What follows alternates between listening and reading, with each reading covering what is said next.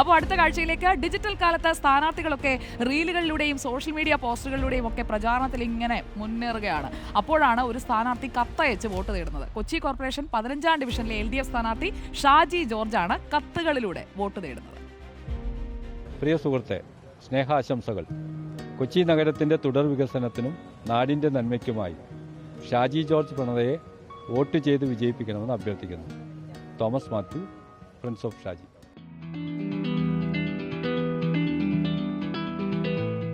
കത്തുകളിലൂടെ സന്തോഷവും സങ്കടവും ഒക്കെ പങ്കുവെക്കുന്നത് പഴയ തലമുറയ്ക്ക് പരിചിതമാണ്. എന്നാൽ തിരഞ്ഞെടുപ്പ് പ്രചാരണത്തിന് കത്തുകൾ ഉപയോഗിക്കുന്നത് അധികം കണ്ടുശീലിച്ചിട്ടുണ്ടാകില്ല. കൊച്ചി കോർപ്പറേഷൻ 15-ാം ഡിവിഷൻ LDF സ്ഥാനാർത്ഥി ഷാജി ജോർജ് പ്രണത വോട്ട് തേടുന്നത് കത്തുകളിലൂടെയാണ്. ഓരോ വോട്ടർമാരുടെയും പേരുകളിൽ കൈപ്പടയിൽ എഴുതിയാണ് കത്തുകൾ തയ്യാറാക്കുന്നത്. പ്രചാരണത്തിന് ഏറ്റവും ചെലവ് കുറഞ്ഞ മാർഗം കത്തുകളാണ് എന്നതാണ് സ്ഥാനാർത്ഥി പറയുന്നത്. ചെലവുകൾക്കുള്ളിൽ നിൽക്കാൻ വേണ്ടി ഏറ്റവും ലളിതമായ പ്രചരണ മാധ്യമങ്ങൾ കണ്ടെത്താൻ ഞങ്ങൾ ശ്രമിക്കുകയാണ്. അതിൻ്റെ ഭാഗമായിട്ടാണ് പോസ്റ്റ് ഓഫീസ് വഴി 50 പൈസയുടെ പോസ്റ്റ് കാർഡിൽ ഇലക്ഷൻ പ്രചരണം നടത്താൻ തീരുമാനിക്കുന്നത്. രണ്ടാമത്തേത് ഇന്ത്യയിലെ പോസ്റ്റ് ഓഫീസുകളുടെ അവസ്ഥയിലേക്ക് ജനങ്ങളുടെ ശ്രദ്ധ ക്ഷണിക്കുകയാണ്. കത്തുകളും മലയാളികളുമായി ഹൃദയം ചേർന്ന ഒരു ബന്ധമുണ്ട്. ആ ബന്ധം കൂടി ഓർമ്മിപ്പിക്കാൻ വേണ്ടിയാണ് ഈ മാധ്യമം ഞങ്ങൾ ഉപയോഗിക്കുന്നത്.